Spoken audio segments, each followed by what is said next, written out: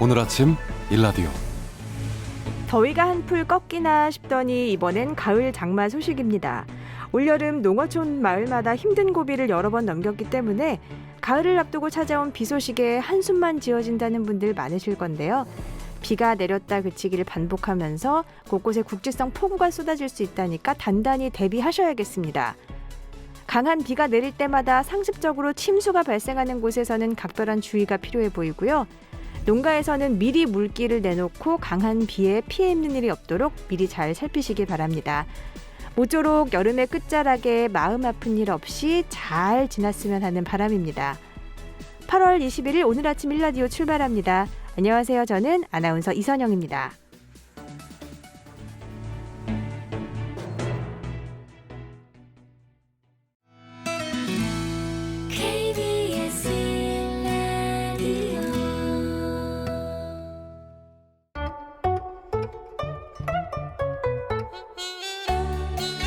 맛있는 우리 한식, 참깨를 솔솔 뿌려주면 더 맛있어 보이죠?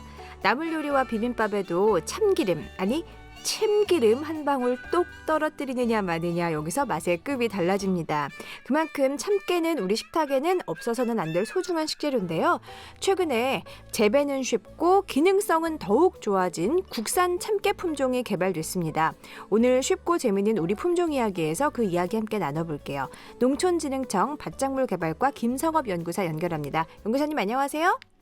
네, 안녕하세요. 네, 연구사님은 참깨 전문이시니까 늘 참깨 참기름을 다루시겠군요. 예. 네, 참기름 냄새는 한국인이라면 누구나 지나칠 수 없는 그런 식욕을 막 돋우는 그런 냄새이기도 한데요. 어떠세요? 그 속에서 맨날 일하시면 좀 질리기도 하실 것 같아요. 네, 참깨밭에서 일하고 퇴근을 하면 옷이나 머리에 참깨가 붙어오기도 하고요. 네, 참깨가 붙어와서 네. 아내는 뭐라고 하시던가요? 아내분은? 네, 벌레만 붙어오지 않으면 그래도 괜찮다고 합니다. 네, 자, 오늘 8월 21일인데요. 이제 하순으로 접어들었는데 지금쯤이면 이제 참깨밭에서 막 수확이 시작되잖아요. 네. 네. 참깨는 보통 5월, 6월에 파종해서 8월, 9월에 수확을 하는데요. 지금 이제 참깨밭에 가면 이미 수확을 했거나 수확하는 모습을 보실 수가 있습니다. 네, 저희 부모님도 그 과수원 한켠에 조그맣게 그 참깨를 심어 놓으셨거든요. 한창 깻잎으로 반찬하시다가 이제 조금 있으면 이제 깨 딸 때 됐다고 그 얘기를 하셨던 것 같아요. 얼마 전에. 자, 우리 기술로 만든 새로운 참깨 품종 오늘 소개해 주신다고 하셨는데요. 어떤 품종인가요? 강유라는 품종입니다. 강유는 우리가 흔히 먹는 흰깨입니다. 이제 병에도 강하고 이제 수확량도 많고 기름 함량도 많은 그런 참깨라고 생각을 하시면 되겠습니다. 네, 그러면 기존에 나와 있던 다른 품종에 비해서 좀 재배는 쉬운 편인가요? 어려운 편인가요? 네, 병에 강해서 이제 농약을 더 적게 치고 병든 참깨를 제거할 필요도 없어서 재배 관리가 쉽다는 의미입니다. 그렇군요. 그럼 농가에서 재배하고 관리하기 쉽다면 많이 선택을 하실 것 같은데, 글쎄요, 수확할 때는 어떨까요? 수량성도 좀 중요한 부분 아닌가요? 네, 강유 수량성이 300평 기준으로 137kg인데요. 현재 개발된 품종 중에서 가장 높은 수량을 나타냅니다. 오, 그렇군요. 통깨로 먹는 참깨가 있고 참기름 짜는 참깨도 있잖아요. 강유는 어떻게 활용을 하면 더 좋을까요? 강유는 그 조미용으로 이제 갖가지 음식에 뿌려 먹을 수도 있고 참기름으로도 짜 먹을 수 있는데요. 종자의 기름 함량이 53%나 돼서 참기름으로 짜 먹는 게 더 유리할 것 같습니다. 아, 그렇군요. 강유 같은 경우에 여러 번 말씀드렸지만 재배 방법도 쉽고 또 수량성도 좋고 참기름을 짰을 때도 좀 유리하다고 하시니까 굉장히 잘 개발한 품종이라고 할 수 있겠는데요. 그 만드는 과정 중에 기억나는 에피소드 있으세요? 네, 참깨는 병과 기상제에 매우 취약한데 작년에는 특히 장마가 오래 지속되면서 역병과 입마름병으로 참깨가 큰 피해를 입었습니다. 그리고 또 다른 해에는 시드름병으로 참깨가 많이 죽은 적도 있고요. 하지만 그 가운데서도 이제 살아남은 참깨가 있는데 그것들로 인해서 참 강유와 같은 병에 강한 품종 개발의 토대가 된 것 같습니다. 그렇군요. 그러면 강해서 강유인가요? 품종 이름은 어떻게 지으셨어요? 네, 강유 품종 이름은요, 병에 강하고 기름 함량이 많다는 의미를 담고 있습니다. 아, 강하고 기름 유자고 뭐 이렇군요. 예, 맞습니다. 이름은 혹시 직접 지으셨나요? 네, 직접 지었습니다. 단순하고 깔끔하게 이렇게 잘 하셨네요. 네. 네. 그 일반 농가의 보급은 그럼 이제 다 진행이 된 건가요? 올해 이제 종자를 생산해서 내년부터 본격적으로 보급이 시작될 예정입니다. 아, 그렇군요. 강유는 이제 그러면 막 나오기 시작하는 참깨라면 현재까지 가장 많은 비중을 차지하고 있었던 품종은 뭐였나요? 건백이라는 품종입니다. 강유와 마찬가지로 수확량도 높고 병에 강한 특성을 갖고 있는데요. 강유는 건백보다 수확량도 많고 병에도 강한 특성을 나타내서 이제 막 보급을 시작하려고 합니다. 그렇군요. 이제 새로운 품종 강유가 개발됐으니까 좀 많은 농가에서 재배됐으면 하실 텐데 어떤 분들에게 좀 권해주고 싶으세요? 특히 강유는 지금 이제 병에 굉장히 강하다는 특성이 있어서요. 참깨 병 발생으로 재배가 힘드신 분들에게 좀 권해드리고 싶습니다. 네. 소비자 입장에서 저는 정말 참기름 참깨 좋아하고 또 특히 이게 뭐 살짝 볶았다고 해야 되나? 이렇게 맑은 참기름 짜서 이렇게 음식에 넣는 걸 너무 좋아하는데 이게 국산, 수입산을 많이 따져요. 네. 예. 근데 이제 품종 개발하시는 분들 입장에서는 어떻게 생각하시는지 또 궁금하네요. 그 소비자들의 그런 선택에 대해서. 그러니까 소비자들은 이제 국산 참깨를 많이 그래도 찾으시는 것 같고요. 국산 참깨가 수입산보다 잔류 농약 이런 것들로부터도 좀 안전하고 또 몸에도 좋습니다. 그리고 뭐 기능성도 높고 맛도 고소해서 국산 참깨를 많이 애용해 주시면 좋을 것 같습니다. 네. 쉽고 재미있는 우리 품종 이야기 오늘 새로 개발된 참깨 품종 강유에 대해서 알아봤습니다. 농촌진흥청 밭작물 개발과 김성업 연구사님 고맙습니다. 예, 고맙습니다.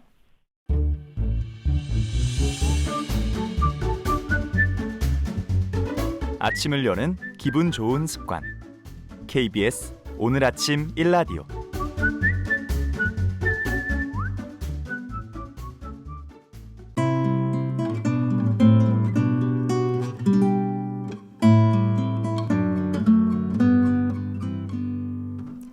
나의 작은 식물원 김현 시인과 함께합니다. 어서 오세요. 네, 안녕하세요. 김현입니다. 네.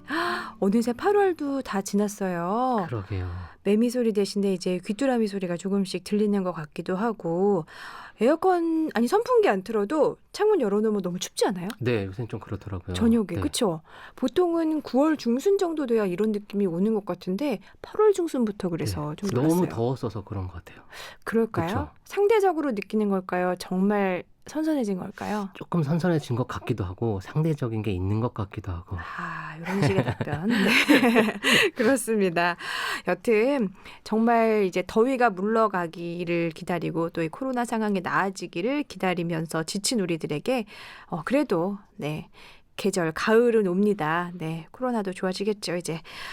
우리 어떤 식물로 오늘의 또 작은 공간을 채워볼까요? 네, 오늘은 해바라기를 들고 왔습니다. 오, 해바라기. 저도 지난달 작품을 해바라기로 할까 엄청 고민을 했었는데요. 정말 여름 하면 해바라기 우리가 얘기를 하잖아요. 맞아요. 요즘은 해바라기 종류가 너무너무 다양한데 키 작은 해바라기도 예쁘더라고요. 네, 맞습니다. 이렇게 한 송이만 예쁘게 포장을 해도 보기가 참 좋은 것 같고요. 그 자체로도 꽃다발적인 느낌이 나는 게 키 작은 해바라기인 것 같고요. 이 해바라기의 어원이 꽃이 해를 향해 핀다라는 뜻의 중국어 향일규에서 유래되었는데요. 영어 이름인 선플라워도 태양과 꽃을 이렇게 합성어인 속명 헬리안투스를 번역한 것이라고 하고요. 말씀 해주신 것처럼 해바라기는 여름의 태양과 무척 잘 어울리는 꽃입니다. 원산지는 중앙 아메리카고요. 우리나라 전역에도 널리 심습니다. 그리고 키는 한 2에서 3m에 달하고요. 전체에 가늘고 억센 털이 있고 줄기는 곱게 섭니다. 큰 난형의 잎은 길이가 10에서 30cm로 어긋나는데요. 톱니가 있고 잎자루가 깁니다. 총포는 방구형이고요. 각각의 포편은 달걀 모양의 피침형으로 가장자리에 억센 털이 많이 있습니다. 꽃은 8월이나 9월경에 피고요. 지름이 25cm에 이릅니다. 꽃은 그 황색의 꽃잎이 길게 밖을 향해 뻗는 설상화, 그리고 암술과 수술이 있고 중앙 부위에 밀집되어 있는 암자색 또는 갈색의 통상화로 이루어져 있습니다. 열매는 2개의 능선이 있는 둥근 난형이고요. 길이가 1cm 내외, 그리고 검은 줄무늬가 있습니다. 네. 예전엔 해바라기를 바라보면 뭐 어떤 그런 사랑 이런 걸 떠올렸는데요. 맞아요. 아이가 있다 보니까 해바라기가 그게 작은 꽃들이 다 열매로 변해서 네. 그 열매를 동물들이 좋아한다 이런 식으로 이제 꽃보다는 열매를 바라보게 되는 맞아요. 저에게 좀 의미가 달라지기도 했고 요즘 또 워낙에 시장에 가보면 꽃시장에서요 해바라기가 말씀하신 안에가 이제 암자색 갈색인 맞아요. 해바라기도 있지만 복슬복슬 털난 것처럼 노란 털로 뒤덮인 것 같은 해바라기가 있는데 아, 테디베어라는 그렇구나. 네. 해바라기가 있어요. 그러고 보니까 김현 시인이랑 닮은 것 같아요. 저랑요? 네. 제 헤어 때문에. 좀 더. 테디베어 해바라기가 요즘 또 굉장히 인기가 있더라고요. 그렇군요. 네, 여튼 이렇게 다양한 아름다운 해바라기. 뭐 처음 말씀드렸지만 뭐 사랑을 상징하기도 하잖아요. 그래서 예술가들한테도 영감을 많이 줬나 봐요. 네, 맞습니다. 해바라기 그림 하면 그 빈센트 반 고흐의 해바라기를 많은 분들이 떠올리실 텐데요. 태양을 사랑했던 고흐가 태양을 닮은 해바라기를 무척 좋아했다고 해요. 그래서 작품으로도 많이 그렸다고 하는데요. 그중 하나인 그 해바라기 그림은 친구인 고갱을 맞을 준비를 하면서 커다란 해바라기 그림으로 자신의 작업실을 장식하기 위해서 그렸다고 합니다.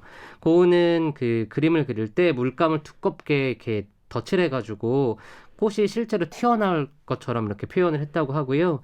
해바라기뿐만이 아니라 뒤로 보이는 벽도 노란색으로 칠했고 탁자와 화병도 한 가지 색으로 단순하게 색칠을 해서 해바라기 꽃이 더욱 눈에 띌 수 있도록 했다고 합니다. 고흐는 이 해바라기 그림을 그릴 때 동생 테오에게 아주 멋진 그림이 될 거라고 그 들뜬 마음으로 편지를 썼을 정도로 그 그림을 무척 마음에 들었다고 하고요. 그렇군요. 네.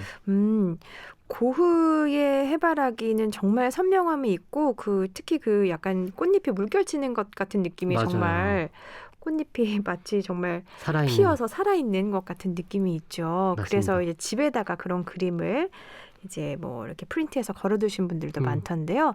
문학인들은 해바라기를 보면 어떨까요? 네, 문학인들도 해바라기에 영감을 많이 얻었던 것 같은데요. 잘 알려진 윤동주 시인은 해바라기를 누나의 얼굴로 비유해서 시를 쓴 적이 있습니다. 누나의 얼굴은 해바라기 얼굴, 해바라기의 얼굴은 누나의 얼굴이라고 반복하면서요. 이른 아침에 일터에 나갔다가 저녁 때 이렇게 지친, 그래서 고개를 숙이면서 집에 오는 누나의 모습을 해바라기에 비해서 애잔하게 그려냈고요. 그리고 황인숙 시인은 해바라기 시간이라고 하는 시에서 그 해바라기를 보면서 넘치게 햇빛 담은 다라이만한 꽃이라고 표현하기도 했습니다. 네. 넘치게 햇빛 담은 꽃이라는 게 정말 딱 해바라기를 맞아요. 그렇게 상징하는 느낌인데 참 근사하네요. 어디서 써먹어야지. 네, 해바라기의 기원에 관한 이야기가 재밌다면서요? 네, 그리스의 어느 연못에 바다의 신의 딸들이 살았다고 합니다. 이 두 자매에게는 해진 후부터 동틀 때까지만 연못 위에서 놀 수 있는 규율이 있었는데요. 어느 날 그 규율을 지키지 못하고 동이 틀 때까지 놀다가 그만 태양의 신 아폴로에게 빠져들게 됩니다. 그래서 그 아폴로의 사랑을 차지하려고 두 자매가 싸우기 시작하는데요. 언니는 동생이 규율을 어겼다고 말해서 동생이 감옥에 갇히게 하고요. 자신은 며칠간 아폴로의 사랑을 무척 애원했는데요. 결국에는 그 뜻을 이루지 못해서 발이 땅에 뿌리 박혀 한 폭의 꽃으로 변했는데 그 꽃이 바로 해바라기라고 하는 이야기가 있습니다. 참 슬프고 무섭기도 하고. 맞아요. 네, 그런 또 설화이기도 하네요. 근데 이야기가 좀 우리나라 그 드라마 스토리에 녹여도 그쵸. 네, 네. 괜찮을 것 같네요. 아주 네. 강렬한 이야기여서 네, 그 동생이 나중에 그 복수를 이렇게 빨간 점을 립스틱을 점을 찍고 돌아와가지고 막 그렇습니다. 해바라기 외형만큼 참 강렬한 사랑 이야기인데요. 이 느낌 담은 시를 또 한 편 소개해 주신다고요. 네, 오늘은 이용임 시인의 휴일도 없이라고 하는 제목의 시집에서 시 두 편을 골라왔습니다. 먼저 들려드릴 시는 당신이라는 말입니다. 당신이라는 말에 발을 담그면 일렁입니다. 물들고 휘어집니다. 발톱처럼 사라지지요. 구름의 커다란 입속으로. 기둥 없는 집에 깃든 잠, 무너진 뼈에 스민 병, 국경을 잊은 나라들이 매듭 없는 숲의 세계를 이룹니다. 당신이라는 거대한 말 속으로 머리를 푼 여자들이 달려갑니다. 바람이 옛 문자로 기록된 비명을 가득 채웁니다. 당신이라는 말로 입을 적시면 입술을 돌로 짓이겨 노래를 잊었다는 먼 이야기 속의 군락처럼 메아리가 문신을 새겼다는 돌 속의 밤처럼 먼 하늘에 펼쳐놓은 나비의 혈관처럼 아득하지요 당신, 어둑하지요 당신, 가득하지요 당신이라는 말, 당신이라는 말에 귀 기울이면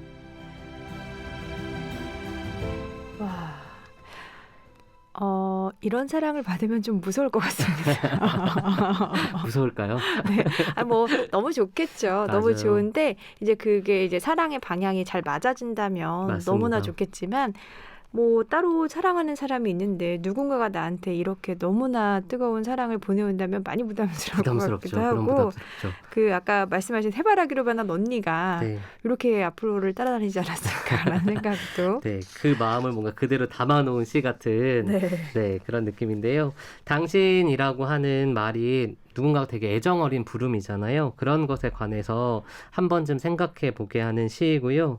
아득하고 어둑하고 또 가득한 당신, 사랑에 대한 시라고 보시면 되겠습니다.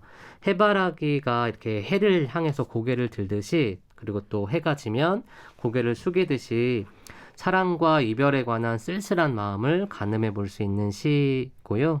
정재훈 평론가는 그 이용임 시인의 시적 상상력을 세상으로부터 하찮게 여겨졌거나 가혹하게 버려진 것들을 주워다가 무언가 결합시킴으로써 새로운 습성을 부여한다라고 이야기하면서요.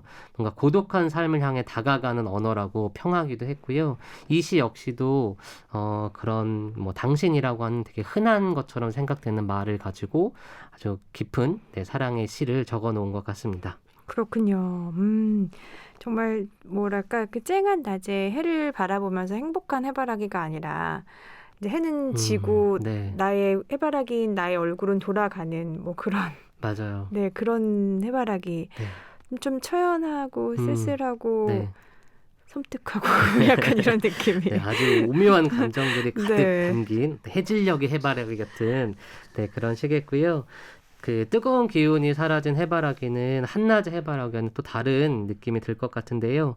해바라기 하면 그 소피아 로렌이 주연을 맡았던 영화 해바라기를 추억하는 분들도 많으실 겁니다. 비토리아 데시카 감독의 영화고요. 2차 세계대전으로 인해서 엇갈리는 두 남녀의 비극적인 사랑 이야기를 담고 있는 영화입니다. 이 영화를 보고 나면 그 러시아의 해바라기 밭의 그 풍경이 오랫동안 잊히지 않는데요. 해바라기의 꽃말이 뭐 기다림이라고 하는 것이 있는데요. 그런 기다림의 감정이 영화 속 이야기와 잘 겹쳐지는 것 같습니다. 그럼 해바라기를 우리가 기다림의 꽃이라고 네. 표현을 해도 되겠네요. 네, 그렇습니다.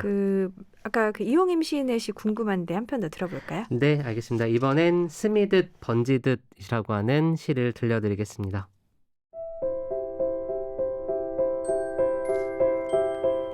스미듯 번지듯 물 위에 남긴 얼굴이 내려놓은 표정, 푸른 열꽃 피어난 표정을 화한처럼 둘러싼 희미한 악수, 습지의 나무들, 한 하늘이 한 하늘로 맑은 소리로 여닫히는 창, 폭풍이 데려가는 이야기들 속 고택의 뿌리마다 방, 죽은 새들이 남긴 발톱을 묶고 소리 없이 흘러들어 노래하는 입술, 한 색이 한 색으로, 한 꽃이 한 꽃으로 누가 한 움큼 떠올려 적시고 물 위에 남긴 얼굴.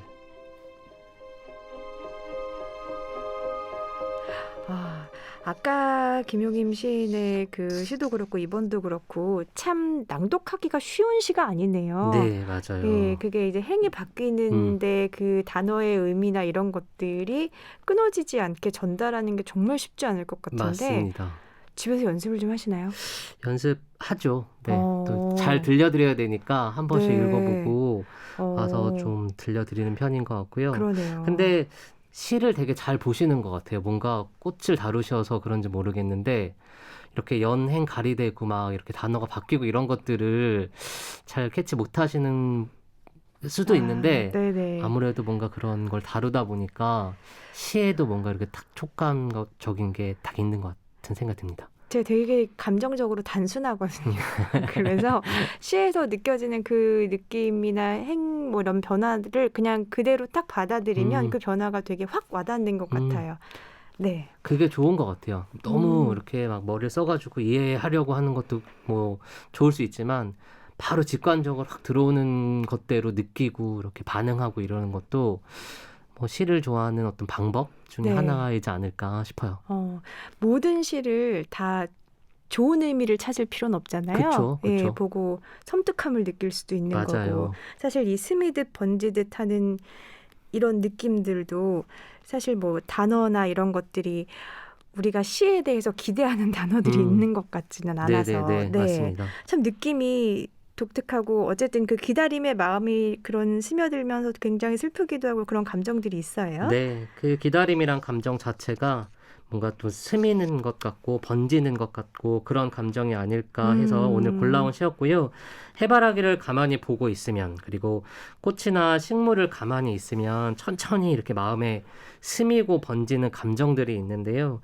그런 것들을 음미하시면서 이 뜨거운 계절을 보내고 다가올 선선한 계절을 맞이해 보시는 것도 좋을 것 같습니다. 네, 오늘 김현신 덕분에 늘 그냥 밝은 꽃이라고 생각했던 해바라기에 대해서 좀 다른 관점으로 좀 새롭게 스며드는 그런 시간을 보냈습니다. 나의 작은 식물원 김현신과 함께했습니다. 고맙습니다. 네, 고맙습니다.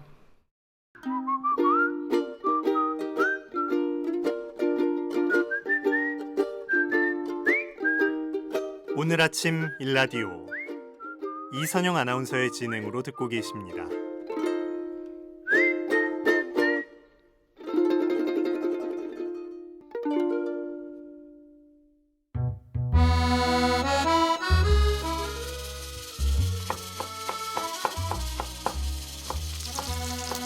맛있는 한 끼.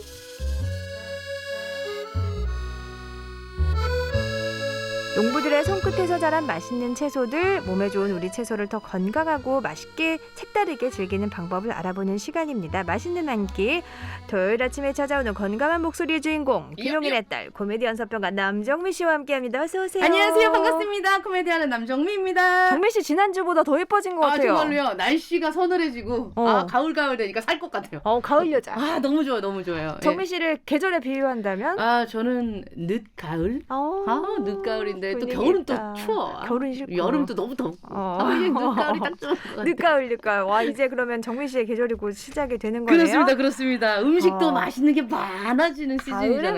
맛있죠. 이야, 좋아요. 참 지난주에 배운 음식들 한번 도전해봤어요? 전 집에 가서 감자, 꽈리, 피자 만들어봤습니다. 꽈리고추 넣었을 때는 맛이 괜찮아요? 어울려요? 저는 개인적으로 꽈리고추를 굉장히 그 위쪽에다가 토핑처럼 하나 해서 6조각으로 정도로.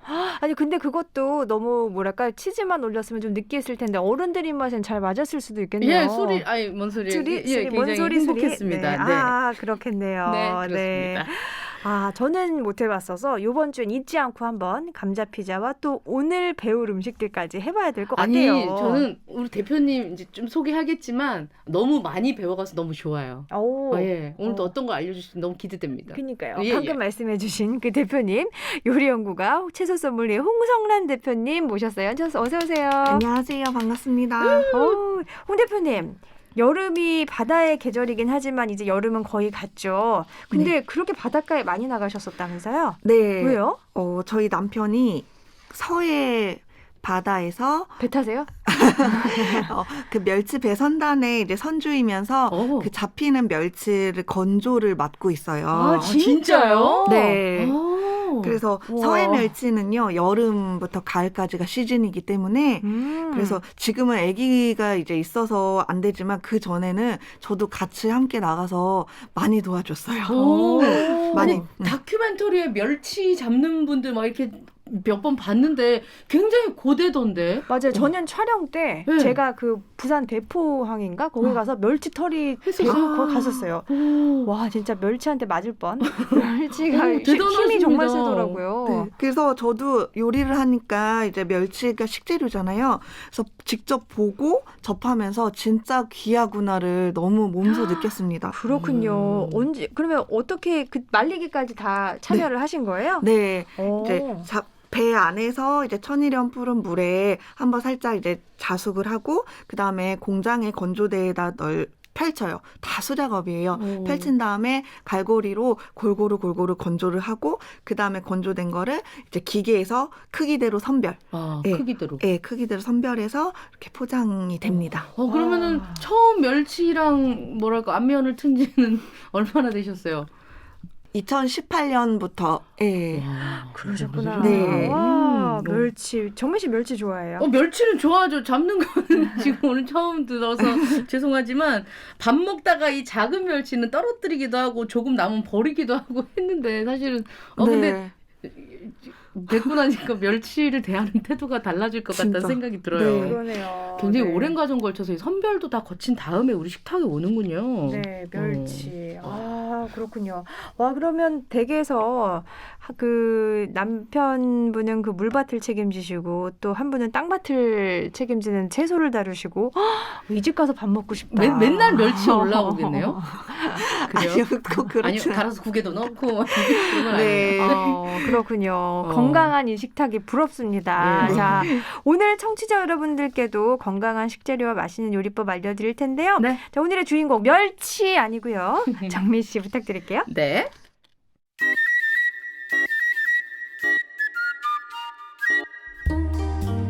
요즘 시골길을 달리다 보면요 크고 작은 텃밭마다 울타리처럼 길쭉하게 자란 아유마이 수염이 제 모습을 볼 수 있습니다.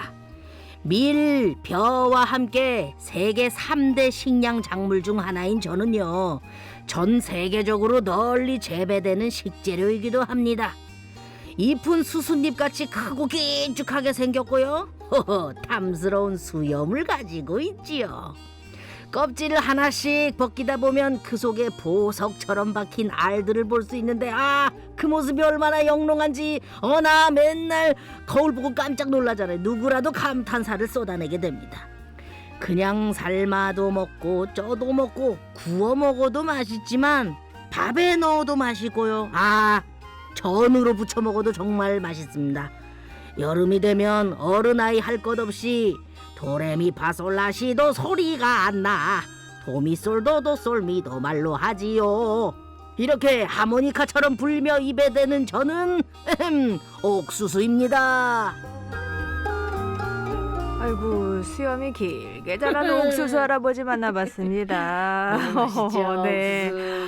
저도 여름에 옥수수를 진짜 많이 먹은 게 네. 원래 옥수수를 먹을 일이 없었는데 아이가 있다 보니까 이게 오후 한 서너 시쯤 되면 간식으로 주기에 옥수수가 딱입니다. 좋죠. 네, 예. 먹을 거 좋아하는 애들은 또 이렇게 많이 주면은 그걸 다 먹으니까 옥수수를 하나씩 따먹다 보면은 이제 식욕이 어느 정도 해소가 되나 봐요. 맞아요. 천천히 많이 먹을 수 있는 옥수수.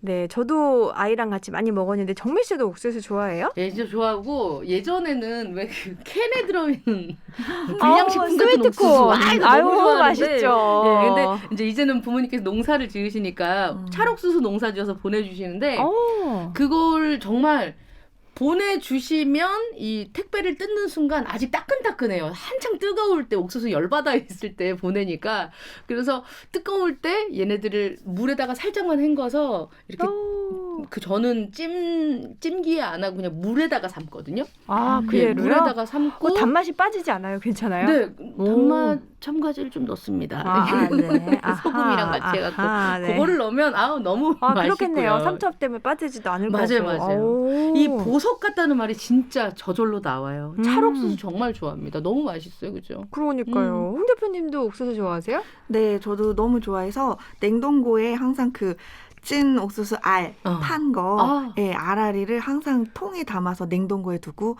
밥을 할 때마다 넣고 있습니다. 그건 다 홍 대표님이 직접 하시는 거죠? 네. 제가 그거 귀찮아가지고 아니 그러면 계절에만 먹고 그 찰옥수수를 삶아서 그거를 다 포크로, 네, 포크로 뜯어가지고 다 뜯어가지고. 네네네. 그러니까 그게 평범한 집에서 옥수수밥을 먹기란 쉽지 않습니다. 저 집 가서 밥 먹자니까요. 갖다 먹어야 될 것 같아요. 네. 옥수수 하나 다 먹으면 정말 제법 배가 부른데요. 네. 장에 좋다 그래서 또 먹기도 했거든요. 도움이 될까요? 네, 옥수수는 식이섬유와 칼륨이 풍부하고 이뇨작용으로 부종 완화, 변비 예방에 도움이 돼요. 플라보노이드 성분으로는 혈액순환을 도와서 혈관 건강, 노화 방지, 콜레스테롤을 낮춰주고 구강 건강에 도움이 됩니다. 비타민 B1, B2, E와 칼륨, 철분 등의 무기질도 풍부하고요. 그리고 옥수수의 씨눈에는 필수 지방산인 리놀레산이 풍부해서 콜레스테롤을 낮춰주고 동맥경화 예방에 도움을 줍니다. 지금 그 비타민 옥수수에 함유되어 있는 출석부른 비타민 B1, B2, 네. 칼륨, 네. 리놀레산. 강조하다 보니까. 예. 이 옥수수를 삶기도 하고 찌기도 하잖아요. 대표님 이 방법에 따라서 같은 옥수수인데 맛이 달라지나요? 아무래도 옥수수를 물에다가 넣고 하면 이제 맛도 좀 빠질 수는 있지만 사실 영양소가 좀 물에 빠질 수 있어요. 그래요? 그 물을 마시지 않는 이상은. 그래서 이제 찌는 게 가장 좋은데 찔 때도 그 겉껍질을 다 벗기지 않고 조금 약간 이렇게 보호막처럼 살포시 이렇게 한두 장 정도는 감싼 상태에서 쪄야 속에 단맛, 식감 그리고 수분 그대로 머금게 찔 수 있습니다. 그렇군요. 옥수수는 수확하면 일단 바로 먹는 게 좋겠지만 이제 보관을 했다 먹을 거면은 아까 대표님처럼 냉동실에 얼려 드시는 분들 많은데요. 이거 보관을 일단 좀 잘하는 방법이 있을까요? 네, 진짜 이거는 잘 모르시는 분들은 그냥 찌지 않은 상태에서 냉동을 하는 경우가 있는데요. 네네. 그러면 정말 손도 안 가고 이제 해서 먹기도 힘들 뿐더러 시간이 지날수록 당분이 전분으로 변해서 단맛도 떨어지고 굉장히 딱딱해져요. 맞아요. 그래서 저 지금 냉장고에 벽돌이 있거든요. 옥수수 벽돌 두 덩어리 있는데. 발등에 떨어지면 큰일 나요. 맞아, 되게 진짜 굉장한 무기잖아요.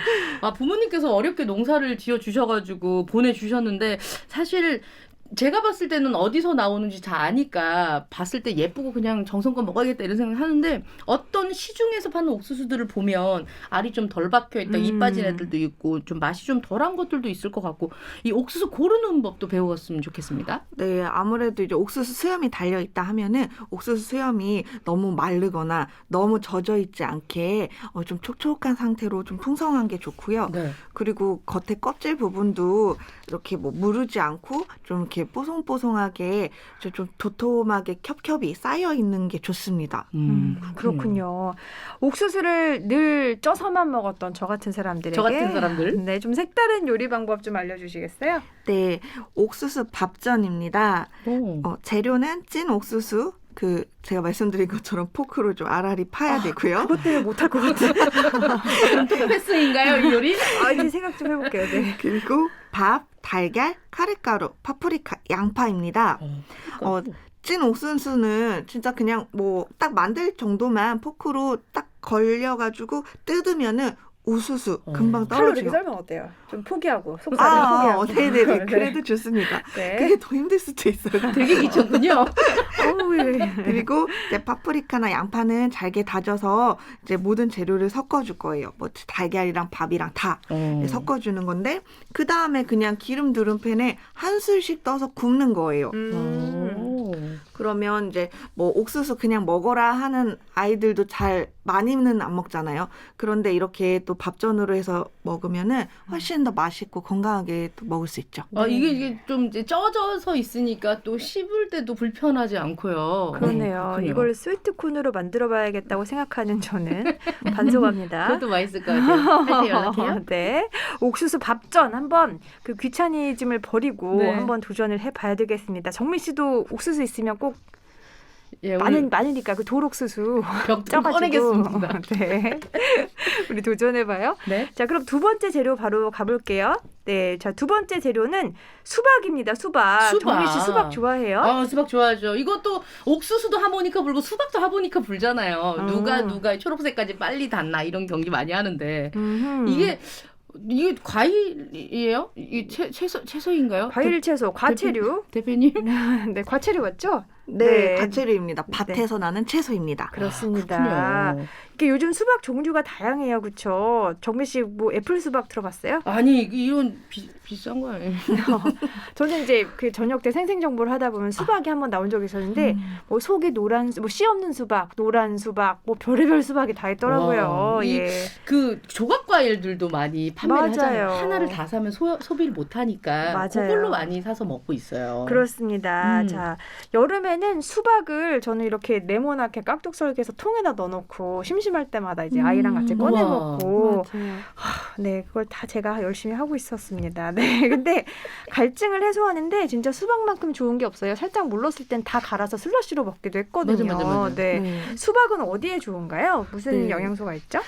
제가 특히 임신했을 때 진짜 수박을 엄청 많이 먹었었는데요. 이제 또 자세히 영양소를 보니까 그만큼 너무 좋아요. 네. 이제 토마토보다도 라이코펜 성분이 풍부하고 그리고 활성산소 제거를 해주어서 노화 방지와 면역력 증강에 좋습니다. 그리고 쿠크루비타신, 비타민 A, C로 수분 보충, 피부 미용, 그리고 피부 습진에 좋으며 원활한 이뇨작용으로 혈당을 낮춰주고 고혈압 예방에 좋습니다. 여름에 그래서 수박 먹으면 이뻐지는 예. 기분이 들었던 거예요. 그리고 수박 먹으면 바로 이뇨작용 있는 건 알고 있어요. 화장실 구멍이 많이 가니까. 시원하게. 어쩐지 수박만 먹으면 갈증 해소될 뿐만 아니라 몸이 좀 깨어나는 듯한 그런 느낌이 들었는데 느낌적인 느낌이 아니었네요. 그렇네요. 네. 네.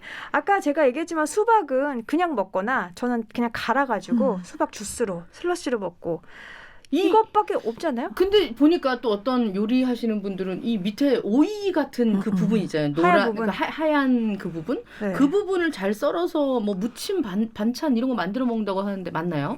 네, 맞습니다. 이제 하얀 과육 부분에는 이제 시틀린이라는 이뇨작용을 훨씬 더 활발하게 해주는 성분이 있고요. 그리고 뭐 미네랄이나 섬유질이 굉장히 풍부해요. 네, 그래서 버릴 것이 없습니다. 걔네들도 영양분이 있군요. 그렇군요. 그 부분으로 뭐 깍두기 만들었다는 분 얘기도 저도 들어보기만 했고, 네, 최대한 그래서 저도 썰 때 그 하얀 부분을 이렇게 그래도 끝까지 다 이렇게 먹으려고 노력을 해요. 몸에 좋다고 해서. 근데 그 저만 먹게 되더라고요. 다들 그렇게 빨간 부분만 먹고 맞아. 썰어놓으면 저만 먹고.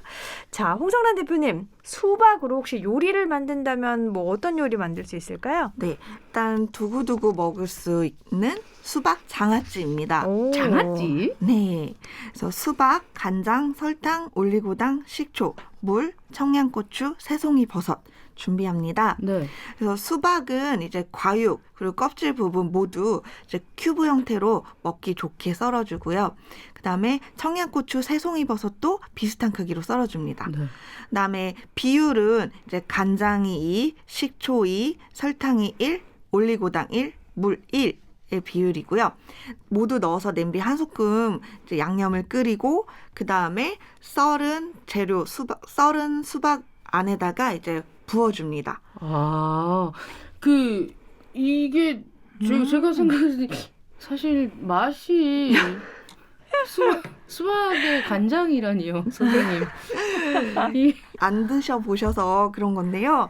이제 그 수박 자체에도 단맛이 있어요. 그렇기 때문에 이런 간장장아찌로 드시면은 새콤달콤하면서 정말 훨씬 더 입맛을 좀 돋구어주고, 그리고 우리 또 식후에 또 소화작용에도 도움이 돼서 약간 곁들인 반찬으로도 정말 좋아요. 단짠이네요, 단짠. 이거 지금 청양고추, 새송이버섯, 뭐 간장 둘, 식초 둘, 설탕 하나, 올리고당 하나, 물 하나 이렇게 비율로 끓여서 어디다 부으면 된다고 말씀하셨는데 네. 그러면 다른 채소들도 이런 방법으로 장아찌 굉장히 간편하게 만들 수 있겠네요? 그럼요.